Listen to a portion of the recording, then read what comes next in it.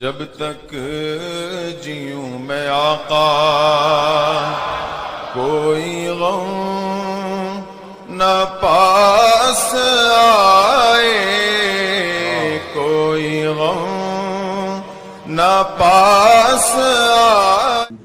ونحن على ذلك لمن الشاهدين والشاكرين والحمد لله رب العالمين۔ عزیزان گرام وقار و حاضرین اجلاس، قبل اس کے کہ کچھ معروضات آپ کے سامنے پیش کروں، آئیے ہم اور آپ مل کر انتہائی عقیدت و احترام کے ساتھ ساری کائنات کے مرکز عقیدت ارواح نافدہ جناب محمد رسول اللہ صلی اللہ تعالی علیہ وسلم کی بارگاہ پر انوار میں غلامانہ انداز میں درود و سلام کا ہدیہ پیش کریں۔ پڑھیں بلند آواز سے، اللہم صلی علی سیدنا و مولانا محمد معدن الجود والکرم وآلہ واصحابہ الکرام وابنہ الکریم وبارک وسلم صلاة دائمتا سرمدا ابدا۔ عزیزان گرامی وقار، یقیناً آپ کے علاقے میں پہلی مرتبہ میری آمد ہوئی ہے، لیکن ہمارا اور آپ کا روحانی اور ایمانی رشتہ یوم ازل سے ہے، اس لیے کہ مومنین کی روحیں آپس میں ایک دوسرے کو دنیا میں بھی پہچانتی ہیں۔ آج آپ تمامی حضرات اس جلسہ گاہ میں موجود ہیں۔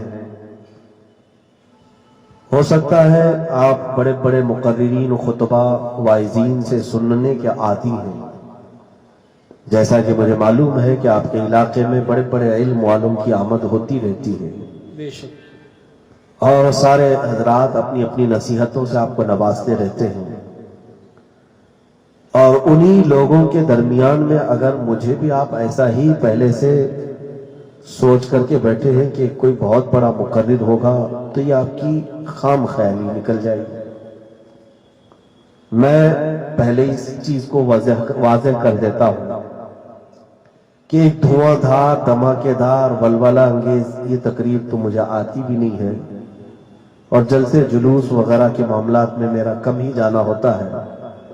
ہمارے بعض احباب کے زیادہ اصرار پر میں آپ کے سامنے حاضر آیا ہوں۔ جو گفتگو میں آپ کے سامنے کر سکتا ہوں، جو دل پر گزرے گی، وہی چیزیں سنانے کا عادی ہوں۔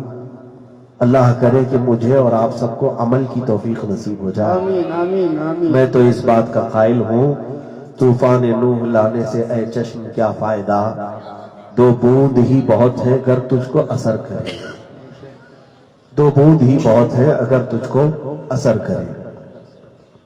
میرے عزیزوں، قرآن پاک کی ایک آیت کی میں نے تلاوت کی ہے۔ اللہ عز و جل یوں ارشاد فرماتا ہے اپنے رسول کو مخاطب کرتے ہوئے، رسول کریم صلی اللہ تعالی علیہ وسلم کو مخاطب کرتے ہوئے یوں فرماتا ہے، ارأیت من اتخذ الہہ ہواہ، اے رسول کیا آپ نے ان لوگوں کو نہیں دیکھا جنہوں نے اپنی خواہشات کو اپنا خدا بنا لیا ہے؟ کیا آپ نے ان لوگوں کو نہیں دیکھا جو اپنی خواہشات کو اپنا معبود بنا لیا ہے؟ افأنت تکون علیہ وکیلا، تو اے رسول کیا آپ ایسے لوگوں کی سفارش کریں گے؟ کیا آپ ایسوں کے وکیل بنیں گے؟ یہ بہت بڑی بات ہے میرے عزیزوں۔ قرآن پاک نے جو فرمایا ہے، میں اسی طرح کی گفتگو کا عادی ہوں۔ اللہ تبارک و تعالیٰ نے ہر انسان کو جو پیدا کیا، دو چیزوں کے ساتھ بھیجا ہے دنیا میں۔ اس کے پاس ایک عقل بھی ہے اور ایک نفس بھی ہے۔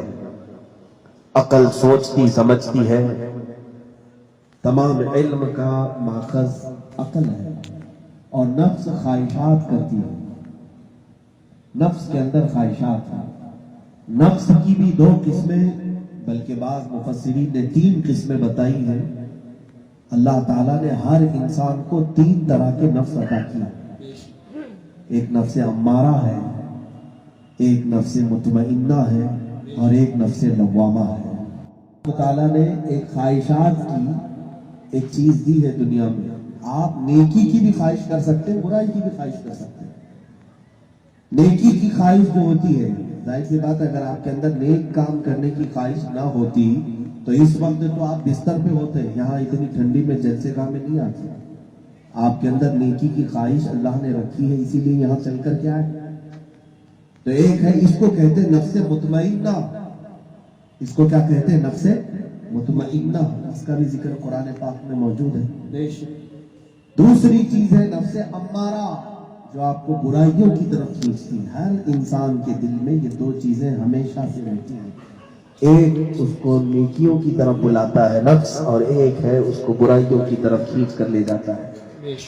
جو لوگ نماز کے اوقات میں بازار میں گھوم رہے ہیں، ان کو نفس امارہ نے وہاں تک لے گیا۔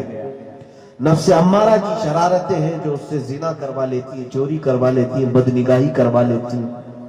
یہ اس کے اندر موجود نفس امارہ جو اسے خواہشات کو کہاں سے کہاں تک لے جاتا ہے۔ میرے عزیزوں، ان دونوں کے بیچ میں ایک اور نفس ہے جس کو نفس لوامہ کہتے ہیں، اس کا بھی ذکر قرآن پاک میں۔ نفس لوامہ کیا ہے؟ اس کی بڑی بھومکا ہے، بڑی اہم بڑا اہم کردار ہے اس کا۔ جب کبھی کسی سے برائی ہو جاتی ہے، کسی نے جیسے بدنگاہی کر لیا، آپ کے لیے کسی عورت کو دیکھنا جائز نہیں تھا، آپ نے دیکھا، شہوت آپ کے اندر پیدا ہوئی، گناہ کرنے کی خواہش ہوئی، اپنے ہاتھوں سے، اپنے پیروں سے، اپنے کانوں سے، اپنے ناک سے، اپنے آنکھ سے کچھ بھی گناہ کر لیا، لیکن گناہ کرنے کے بعد جو پچھتانے کی ایک عادت ہمارے اندر ہے، ہوتا ہے نا کبھی کہ میں نے جو کیا وہ غلط کیا ہے، تو یہ جو پچھتاتا ہے یہ نفس لوامہ ہے۔ نفس لوامہ یہ پچھتاتا ہے، شرمندہ کرتا ہے اپنے آپ کو۔ اور بزرگوں نے لکھا ہے، جب تک تمہارا نفس لوامہ کام کر رہا ہے، جب تک تمہارا نفس لوامہ کام کر رہا ہے، برائی کو برائی سمجھ رہے ہو تم، اور تمہارے اندر توبہ کرنے کی خواہش ہو رہی ہے، تو یاد رکھنا رب تبارک و تعالیٰ تمہیں مرنے سے پہلے توبہ کی توفیق ضرور عطا کرے۔ سبحان اللہ، سبحان اللہ۔ اور اگر نفس لوامہ ختم ہو گیا ہے، یعنی تم برائی کرنے کے بعد بھی پچھتاتے نہیں، کبھی چوری کرنے کے بعد چوری لگتی نہیں آپ کو، زنا کرنے کے بعد کبھی احساس بھی نہیں ہوتا، تو سمجھ لو کہ تمہارا خاتمہ برا ہونے کا اندیشہ ہے۔ اللہ اکبر۔ خاتمہ برا ہونے کا اندیشہ ہے، اس لیے کہ نفس لوامہ مر گیا ہے تمہارا۔ میرے عزیزوں، میں اسی پر آج گفتگو کرنا چاہتا ہوں۔ رسول مختار صلی اللہ تعالی علیہ وسلم نے مومن کسے کہا ہے؟ اب ہمیں بھی اس کو ناپ کر کے دیکھنا چاہیے نا، ہم مومن ہیں کہ نہیں ہیں، کیونکہ آج میری گفتگو کا پورا لب لباب اسی پر چلے گا کہ قرآن تو ایک جگہ ہمیں سند دے رہا ہے کہ دنیا میں اگر کوئی کامیاب ہے تو صرف ایمان والے کامیاب ہیں۔ قد افلح المؤمنون، اللہ فرماتا ہے مومنین کامیاب ہو چکے، ہوں گے نہیں، کامیاب ہو چکے۔ تو قرآن کی بات میں کوئی شک ہو سکتا ہے؟ نہیں ہو سکتا۔ دوسری جگہ رب تعالیٰ فرماتا ہے وَكَانَ حَقًّا عَلَيْنَا نَصْرُ الْمُؤْمِنِينَ، اللہ فرماتا ہے ہم نے اپنے اوپر لازم کر لیا ہے کہ مدد کریں گے تو صرف ایمان والوں کی کریں گے۔ سبحان اللہ، سبحان لیکن اللہ۔ قرآن کی یہ دونوں باتیں تھوڑی سی توجہ کی ضرورت ہے، آپ میری باتوں کو توجہ سے سنیں۔ اگر آپ بیچ میں نعرہ نہ لگائیں تو کوئی حرج نہیں ہے، میں تو چاہتا ہوں کہ آپ کے اندر میری بات اتر جائے۔ توجہ سے سنیں، یہ درس ہو رہا ہے، سمجھتے ہیں۔ ہاں، بعد میں آنے والے مقررین اور خطبہ اور مشائخ کا زبردست نعروں سے استقبال کریں، میں تو سادی گفتگو کرنے والا آدمی ہوں۔ توجہ سے سن لیں آپ۔ تو یہاں میں یہ عرض کر رہا ہوں کہ اللہ نے یہ قرآن میں کئی جگہ فرمایا کہ مومنین کامیاب ہیں۔ آپ کو یہ سوال دماغ میں نہیں آتا کہ قرآن سے ہم یہ بھی جا کر کے پوچھیں کیا ہے قرآن تو کہہ رہا ہے مومنین کامیاب ہے، کہاں ہے وہ کامیابی؟ آج تو 25 کروڑ مومنین ہندوستان میں ہیں، کیوں نہیں یہ کامیاب ہے؟ سوال تو آتا ہے۔ مومنین کامیاب ہے، پوری دنیا کے مومنین کے بارے میں قرآن تو کہہ رہا ہے، لیکن کہیں پر بھی تو کچھ نظر نہیں آتے یہ کامیابی کے اوج پر پہنچے ہوئے، چند کو چھوڑ کر ہر جگہ ہم کو ٹھوکروں پر رکھا جا رہا ہے، ہم سے اقتدار چھین لیا گیا، عزتیں چھین لی گئی، ہماری مساجد، ہمارے معابد، ہماری خانقاہیں سب پامال کر دی گئی ہیں۔ ہمیں تو آج بات کرنے کا تک حق نہیں رکھا گیا، کیا اسی کو کامیابی کہتے ہیں؟ قرآن سے تو میں پوچھوں گا نا، قرآن کہہ رہا ہے مومنین کامیاب ہے، لیکن فیلڈ میں تو ایسا دکھ نہیں رہا ہے، فیلڈ میں ایسا نظر نہیں آ رہا ہے۔ تو پھر آخر جا کر کے یہ سوال قرآن سے ہوتا ہی ہے کہ قرآن کہہ رہا ہے کامیاب ہے لیکن ہم کو دکھ نہیں رہا ہے کہیں۔ تو ہم نے سوال کیا اے قرآن تو کہتا ہے یہ سارے مومنین کامیاب ہیں، وہ کہاں ہیں؟ تو پھر قرآن کہے گا کہ پہلے تو یہ تو سمجھ لے کہ مومن ہوتا کون، یہ بھی تو معلوم ہو جائے تجھے کہ مومن کہتے کسے ہیں۔ اب مومن کا جو کرائٹیریا ہے وہ ہمیں کہاں سے سمجھ میں آئے گا؟ وہ رسول پاک کی زبان سے سمجھ میں آئے گا۔ میرے آقا صلی اللہ تعالیٰ علیہ وسلم سے ہم نے پوچھا، اے نبی کونین صلی اللہ علیہ وسلم، ہم کو قرآن پر ذرا برابر بھی شک نہیں، لا ریب فیہ، اس میں کوئی شک نہیں۔ قرآن نے کہا مومنین کامیاب ہے تو ہوں گے، ضرور کامیاب ہے، لیکن اے نبی آپ بتائیں تو صحیح کہ کون سے مومنین کامیاب ہیں، کون سے مومنین کامیاب ہیں؟ تو میرے آقا نے فرمایا لا یؤمن احدکم حتی یکون ہواہ تبعا لما جئت بہ، او کما قال النبی صلی اللہ علیہ وسلم، فرماتے ہیں لوگوں تم اس وقت تک مومن ہو ہی نہیں سکتے، اس وقت تک مومن ہو ہی نہیں سکتے جب تک تم اپنی پوری خواہشات کو میری مرضی کے مطابق نہیں کرو۔ بے شک، سبحان اللہ سبحان اللہ۔ حضور کی مرضی کے مطابق جب تک تم اپنی خواہشات کو نہیں بناؤ گے، سمجھ لو کہ تم مومن ہونے کے درجے تک پہنچے ہی نہیں۔ تو پھر ظاہر سی بات ہے، میں آپ سے ایک سوال کرتا ہوں، اگر ہم نے ویکنسی نکالی، ہم نے ایک ویکنسی نکالی کہ جو بی اے پاس ہے، گریجویٹ ہے، اس کو میرے پاس نوکری ہے، تو ظاہر سی بات ہے سب لوگ آئے گئے، اور میں نے کہا پکا 100% میں اس کو نوکری دوں گا جس نے بی اے کے 3 سال پورے کر لیا، یا بی کام کر لیا ہے، یا بی ایس سی کر لیا ہے، 3 سال کے، تو ظاہر سی بات ہے آپ آئیں گے۔ اگر میں نے آپ کے بی اے ہونے کے بعد بھی نوکری نہیں دیا تو آپ مجھے سوال کریں گے؟ آپ نے تو اعلان کیا تھا بی اے والے کو نوکری دیں گے، میں تو بی اے کیا ہوں، کیوں نہیں دے رہے آپ؟ سوال کرنے کا حق تھا، لیکن آپ 10ویں پاس بھی نہیں اور آپ مجھ سے سوال کرتے ہیں کہ مجھے نوکری کیوں نہیں مل رہی ہے، تو قصور میرا ہے کہ تمہارا؟ آپ پڑھائی نہیں کی ہو۔ اسی طرح آج ہم کو حق کہاں ہے کہ ہم اللہ سے پوچھیں کہ ہم کامیاب کیوں نہیں؟ ہم کیوں پوچھیں رب تعالیٰ سے؟ کیونکہ رب نے جو فرمایا ہے وہ مومنین کامیاب ہیں جنہوں نے اپنی خواہشات کو رسول کی مرضی کے مطابق بنایا۔ بے شک، یہاں تو ہمارا حال یہ ہے، ہم نے اپنی خواہشات کو تو خدا بنا رکھا ہے، معاذ اللہ رب العالمین، نعوذ باللہ من ذالک۔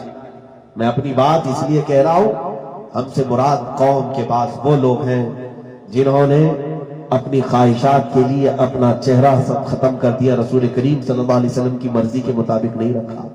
ہم نے اپنے گھروں میں کوئی ماحول نہیں رکھا، ہم نے اپنے پہناوے ایسے نہیں رکھے جو رسول کی مرضی کے مطابق ہو، ہم نے اپنے چال چلن اور طور طریقے گزارنے کے رسول کی منشا کے مطابق نہیں رکھا۔ تو پھر میرے عزیزوں بتاؤ کہ ہم مومن کہاں ہوئے؟ کمال کے مومن وہی ہیں جنہوں نے دنیا کے لیے اپنے نبی صلی اللہ علیہ وسلم کو ترجیح دی، میرے آقا صلی اللہ تعالیٰ علیہ وسلم کو ترجیح دی۔ اگر تمہارے پاس آپشن رکھا جائے، ایک طرف حلوہ ہے، میں ایک مثال دے رہا ہوں، ایک طرف حلوہ ہے اور ایک طرف تیرے نبی کی ذات ہے، تو کس کو قبول کرتا ہے؟ تم تو کہو گے حلوے کو ٹھوکر مار، میں تو میرے نبی کو چھوڑ کر کہیں نہیں جاؤں گا، کیا یہی کہو گے؟ محبت کی علامت بھی یہی ہے۔ میرے عزیزو، دنیا اس طرح 1000 بار تمہاری زندگی میں سوال کرتی ہے۔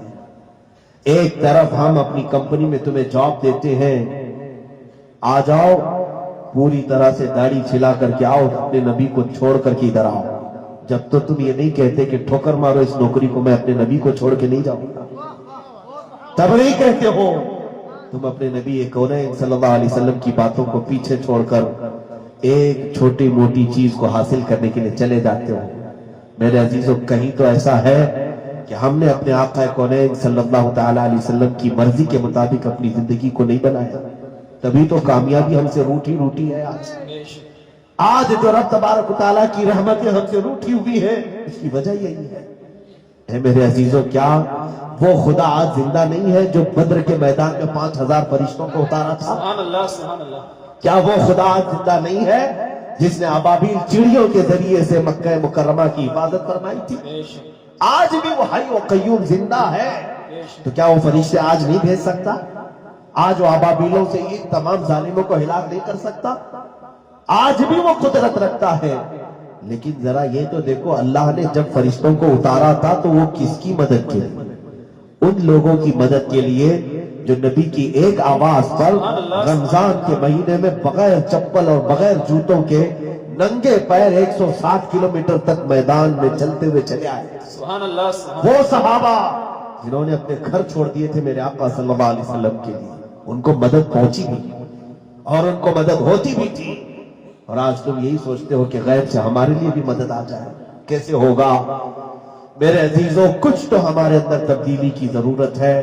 بغیر اس تبدیلی کے تم غیب سے تمام چیزیں بن جائیں، یہ خیال بھی مت رکھنا. آج قرآن کی ایک آیت پڑھ کر کے میں کہتا ہوں، اللہ فرماتا ہے ان اللہ لا یغیر ما بقوم حتی یغیروا ما بانفسہم. رب فرماتا ہے بے شک اللہ اس وقت تک کسی قوم کی حالت نہیں بدلتا جب تک اس قوم کو اپنی حالت بدلنے کی فکر نہیں ہوتی. بے شک جب تک تم اپنی حالت کو بدلنا نہیں چاہو گے، رب تبارک و تعالیٰ تمہیں نہیں بدلے گا. آج ہم سارے لوگ بیٹھ کر کے اجتماعی دعائیں کر رہے ہیں. اگر دعاؤں سے ہی سب کچھ ہو جانا تھا تو حضور مدینے سے بدر تک چل کے کبھی نہیں آتے، مدینے میں بیٹھ کے دعا کر لیتے. بے شک کبھی احد میں نہیں آتے، کبھی خندق میں نہیں جاتے. رسول مختار صلی اللہ تعالی علیہ وسلم نے عمل کے میدان میں اتر کر کے دکھایا ہے کہ اے لوگوں، پہلے تمہیں اپنی کوشش پیش کرنی پڑے گی تب رب کی مدد آئے گی. بے شک آج خواہشات کا ایسا انبار ہماری زندگیوں میں ہے. میرے عزیزوں، یہ نفس امارہ ہمیں کہیں کا نہیں چھوڑا ہے. نفس کو اگر تم نے آج بند نہیں باندھا تو یہ نفس تم سے ہر وہ کام کروا لے گا جس سے جانور بھی منہ پھیر کر کے بھاگتا. ایسے ایسے کام بھی یہ نفس امارہ تم سے کروا لے گا جس کی سوچ بھی نہیں سکتے. امام غزالی رضی اللہ تعالیٰ عنہ فرماتے ہیں اگر کسی نے اپنے نفس امارہ کو کھلا چھوڑ دیا ہے تو ایک وقت ایسا آئے گا کہ یہ نفس امارہ اس سے اس کی ماں سے زنا بھی کروا لے گا. وہ اپنی بیٹی سے بھی دست درازی کرنے سے نہیں ہچکچائے گا. یہ نفس امارہ اتنی خطرناک چیز ہے. خواہشات اتنی خطرناک ہے، اگر اس پر روک نہیں لگی تو پھر یہ ہمارا ایمان بھی ختم کر سکتا ہے. بے شک کبھی آپ نے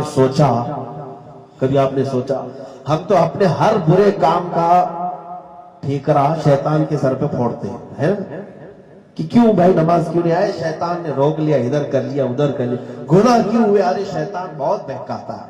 صحیح ہے، شیطان تو ہمیں ہر نیک کام سے روکتا ہے، یہ پکی بات ہے، معلوم بھی ہے ہم کو. لیکن میں آپ سے ایک سوال کرتا ہوں، میں آپ سے ایک چیز پوچھتا ہوں. اللہ تبارک و تعالیٰ نے جب آدم علیہ السلام کو پیدا کیا تب تو یہ شیطان ابلیس معلم الملائکہ تھا. بے شک جب تو یہ اچھا تھا، فرشتوں کے ساتھ رہتا تھا، اٹھتا بیٹھتا تھا. اس کے اتنے سجدے تھے کہ کروڑوں کی تعداد میں اگر اس کے سجدے زمین پر پھیلا دیے جائیں ایک ذرہ بھی باقی نہیں رہے گا. یہ احادیث کریمہ میں ملتا ہے. تو یہ ابلیس لعین بھی اس وقت تھا جو آج سب کہہ رہے ہیں نا ہم کو یہی بہکاتا ہے، شیطان بہکاتا ہے. میں آپ سے سوال کر رہا ہوں، آدم علیہ السلام کو پیدا کرنے کے بعد رب تعالیٰ نے سارے فرشتوں کو ابلیس سمیت حکم فرمایا کہ تم سب کے سب تعظیم کے لیے آدم کو سجدہ کرو. سنا ہوگا نا آپ نے؟ آدم علیہ السلام کے لیے تعظیماً سجدے میں سارے ملائکہ جھک گئے. فسجدوا الا ابلیس. قرآن کہتا ہے سب سجدے میں چلے گئے، شیطان نہیں گیا، ابلیس نہیں گیا. اس وقت تک اس کا نام شیطان نہیں تھا. اس نے سجدے سے انکار کر دیا کہ میں اس کو سجدہ نہیں کروں گا، یہ مٹی سے بنا ہے، میں آگ سے بنا ہوں. واقعہ تو سنا ہوگا آپ نے قرآن کا. اب میں آپ سے پوچھتا ہوں، پوری دنیا کو شیطان بہکاتا ہے تو اس وقت سجدہ نہ کرنے کے لیے شیطان کو کس نے بہکایا تھا؟ تب تو شیطان اور کوئی دوسرا شیطان تھا. شیطان کو کس نے سجدہ کرنے سے روک لیا تھا؟ کون بہکایا تھا؟ میرے عزیزو، یہی نفس امارہ ہے جو شیطان کو بھی بہکا چکا تھا. وہ چیز سب کے پاس ہے آج. آپ اندازہ کرو شیطان اتنا نہیں بہکا سکتا جتنا نفس امارہ بہکاتا ہے. بے شک جو نفس امارہ شیطان کو شیطان بنا سکتا ہے وہ تمہارے پاس، سب کے پاس ہے، ہمارے پاس ہے. اگر اس پر کنٹرول نہیں ہوا تو یہ بہت دور تک لے جاتا ہے، بہت دور تک. اس پر بند باندھنے کی ضرورت ہے میرے عزیزو. آج نوجوانوں میں بگڑتا ہوا جو ماحول میں دیکھ رہا ہوں، کثرت سے بے حیائی، فحاشی، عریانیت، یہ کون کروا رہا ہے؟ تمہارے ہاتھ میں ایک مٹھی بھر موبائل، جو تمہیں رات بھر گندی فلمیں اور گندی تصویریں دیکھنے پر مجبور کرتا ہے، ان نوجوانوں سے میں کہتا ہوں یہی نفس امارہ جس کو تم نے باندھا نہیں کھلا چھوڑا ہے، یہ تم سے ہر لذت والا کام کروا لیتا ہے، ہر برا کام، بے شک ہر برا کام کروا لیتا ہے۔ یہاں تک کہ میں نے ایسے ایسے جگہوں کا وزٹ کیا ہے، ممبئی کے قریب ایک علاقہ ہے جہاں پر ریہیبلیٹیشن سینٹر ہے، جو نشہ کر کر کر کے اپنے جسموں کو تباہ کر چکے ہیں، ایسے نوجوانوں کو لا کر کے وہاں ریفارم کرنے کے لیے، اصلاح کرنے کے لیے لوگ داخل کرواتے ہیں، لاکھوں کے پیسے دے کر کے عیسائی لوگ چلا رہے ہیں ریہیبلیٹیشن سینٹر۔ میں اس میں خود گیا ہوں، ایک ریہیب سینٹر میں جا کر کے دیکھا 16 سے لے کر 25-30 سال تک کے نوجوان، تقریباً 80 نوجوانوں کو وہاں میں نے دیکھا جو خطرناک قسم کے نشہ کرتے تھے، افیون، کوکین، کیا کیا لے کر کے آ چکے تھے۔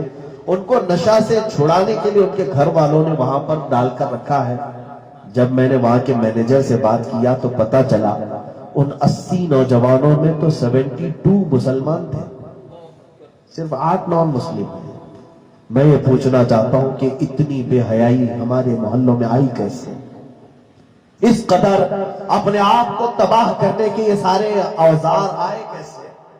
کاش اگر تم نے رسول کریم صلی اللہ علیہ وسلم کی اس بات کو سن لیا ہوتا ایک بار کہ اے لوگوں، ایمان اسی وقت تمہارا کمال کو پہنچے گا جب تک تم اپنی ہر خواہش کو میری مرضی کے مطابق نہیں ڈال لیتے۔ حضور صلی اللہ تعالی علیہ وسلم کی مرضی کے مطابق زندگی گزارنے کا نام ہی ایمان ہے۔ حیرت کی بات ہے، آج آپ سوال تو کرتے ہیں کہ طلاق کے مسائل، خلا کے مسائل، عدت کے مسائل، ہونا تو یہ چاہیے کہ اگر تم سچے عاشق رسول ہوتے، اگر تم سچے محب رسول ہوتے تو ہر بات آ کر کے علماء سے پوچھتے، عالم صاحب سے، مفتی صاحب یہ تو بتائیں میں شادی کرنے جا رہا ہوں، میرے آقا نے شادی کے بارے میں کیا فرمایا؟ بے شک میرے گھر میں بچے کی ولادت ہوئی ہے، ذرا یہ تو بتائیں نبی کونین صلی اللہ تعالیٰ علیہ وسلم نے بچے کی ولادت پر کیا کیا ہمیں حکم کیا؟ کبھی سوال کیا جا کر کے؟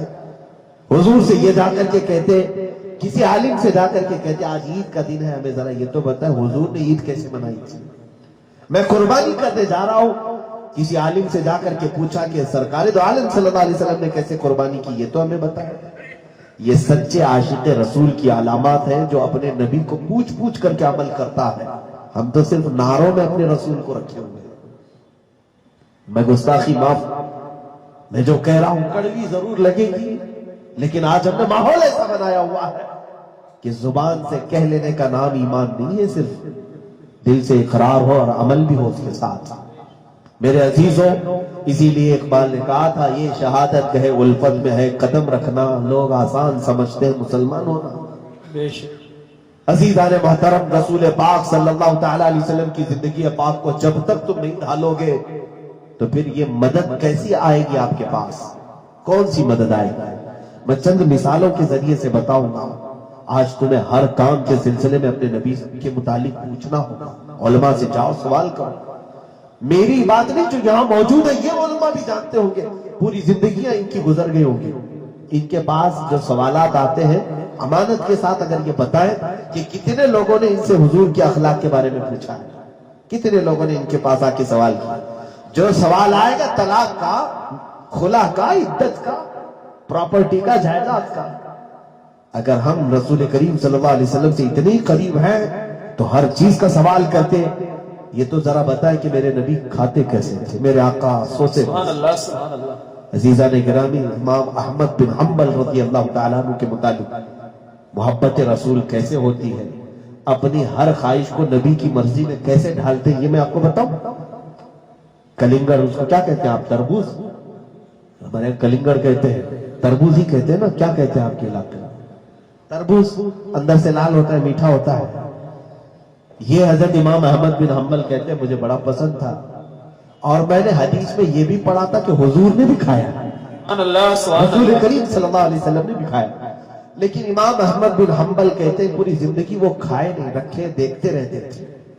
ان کے شاگردوں نے پوچھا کہ حضور آپ کو معلوم ہے میرے آقا نے کھایا ہے اور آپ کو بھی پسند ہے، کھاتے کیوں نہیں؟ امام احمد بن حنبل کہتے ہیں میں اب تک یہ تلاش کر رہا ہوں کہ حضور نے اس کے کتنے ٹکڑے کر کے کھائے تھے۔ سبحان اللہ۔ میں یہ ڈھونڈ رہا ہوں، مجھے وہ حدیث نہیں ملی کہ حضور نے اس کو کس طریقے سے کھایا تھا. اگر مجھے وہ بھی مل جائے تو میں کھاؤں گا ویسے ہی جیسے نبی نے کھایا. سبحان اللہ سبحان اللہ. یہ ہوتا ہے حضور کی مرضی کے مطابق اپنی زندگی کو ڈھالنا. انہوں نے اپنے ہر کام کو میرے آقا صلی اللہ علیہ وسلم کی رضا کے مطابق کر لیا تھا. اگرچہ وہ ان کے لیے واجب نہیں تھا، اگرچہ ان کے لیے وہ تربوز کھانا فرض نہیں تھا، لیکن انہوں نے زندگی ایسی رکھی کہ ہمارا عمل ویسی ہو جیسے میرے آقا کا. سبحان اللہ. حضرت عمر فاروق رضی اللہ تعالیٰ عنہ ایک بار گھوڑے پر سوار ہو کر جا رہے ہیں اور ایک درخت کے نیچے سے گزرتے ہوئے ایک ٹہنی نیچے کو جھکی ہوئی تھی، اس پر اپنا امامہ پھنسا دیا. ان کا امامہ الجھ گیا اور کھل گیا اور مسکرائے اور پھر امامہ باندھ لیا اور آگے چلے. سبحان اللہ. صحابہ نے پوچھا یہ کون سا عمل ہے؟ کہا ایک بار میرے آقا یہاں سے گزر رہے تھے، میرے آقا کا امامہ الجھ گیا. میں چاہتا ہوں کہ اس راستے سے جب گزروں تو میں بھی اسی طرح سے گزروں جیسے میرے نبی گزرے. سبحان اللہ. یہ کیا چیز ہے؟ ان کے لیے ایسا کرنا فرض تھا، ان کو ایسا کرنا واجب تھا؟ نہیں تھا.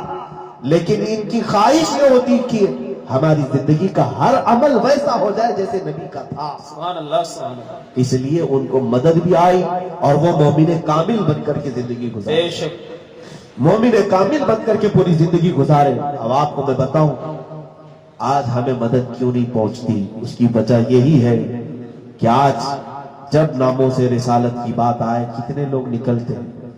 ہم اپنی تقریروں میں بول رہے ہیں، علماء سے بھی میں مخاطب ہوں، عوام سے بھی. کیا اب یہ بہت ہو گیا جو ہم جوش مجمع میں دکھا لیتے ہیں؟ عزیزان گرامی وقار، عمل کے میدان میں اگر تمہاری اتنی ہی جیسا ہمت ہے تو ایک بار یہ کر کے دکھاؤ. پوری دنیا مجھے بیوقوف کہے، پوری دنیا مجھے دیوانہ کہے، مگر میں میرے نبی کی سنت پر ڈھل کر کے دکھاؤں گا.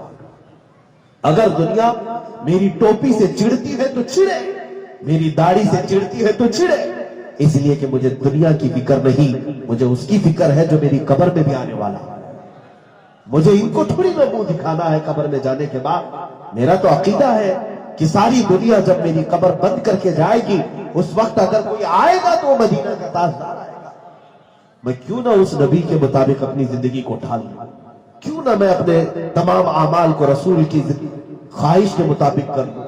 عزیزان گرامی، صحابہ اکرام کی کچھ باتیں میں آپ کے سامنے رکھتا ہوں. صحابہ اکرام رضوان اللہ تعالی علیہم اجمعین نے رسول کریم صلی اللہ علیہ وسلم کی جو وفا کا حق ادا کیا، ایک جو کے دانے کے برابر بھی ہماری زندگی میں اب تک آیا نہیں. وہ صحابہ رضوان اللہ تعالی علیہم اجمعین کیوں مدد کے زیادہ مستحق تھے؟ اللہ نے ان کی ہر قدم پر مدد کیوں کی؟ یہ بھی تو سوال ہونا چاہیے نا آپ کا. آج ہم بولتے ہیں وہ 313 تھے لیکن ہزاروں پہ بھاری تھے. وہ جہاں نکلے وہ سارے کے سارے علاقے فتح کر کے نکلے.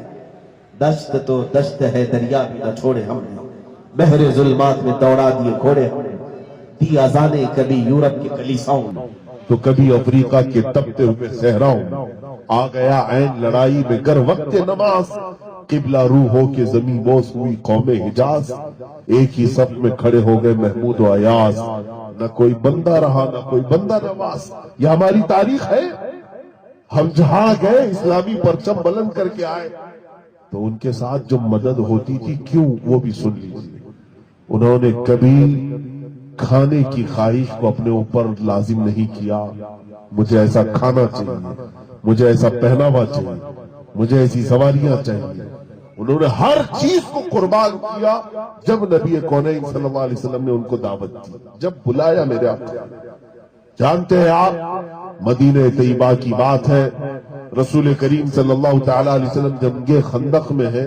ایک صحابی حضرت سعد رضی اللہ تعالی ان کے ہاتھ کی نس کٹ گئی تھی پوری طرح سے، خون کا فوارہ نکلا، حضور کے چہرے اقدس پر گرا تھا. ایک دو نہیں، ایسے کئی صحابہ زخمی تھے. اس جنگ میں تھک چکے تھے سارے صحابہ، اور اس کے بعد جب اللہ نے فتح عطا کی، زخموں سے چور چور ہے، مدینہ طیبہ واپس لوٹ رہے ہیں. کتنے کلومیٹر ہے معلوم ہے؟ جنگ خندق جہاں ہوئی وہاں سے لے کر مدینہ سے 5 کلومیٹر کا فاصلہ. واپس لوٹ رہے، بیچ راستے میں ہی جبرائیل امین آ گئے. اور عرض کیا یا رسول اللہ صلی اللہ علیہ وسلم اللہ کا حکم ہے کہ آپ یہیں سے ایک دوسرے جہاد پر چلیں. وہ غالباً حنین کا یا کوئی اور جنگ کا حکم آ گیا تھا کہ آپ وہاں چلیں.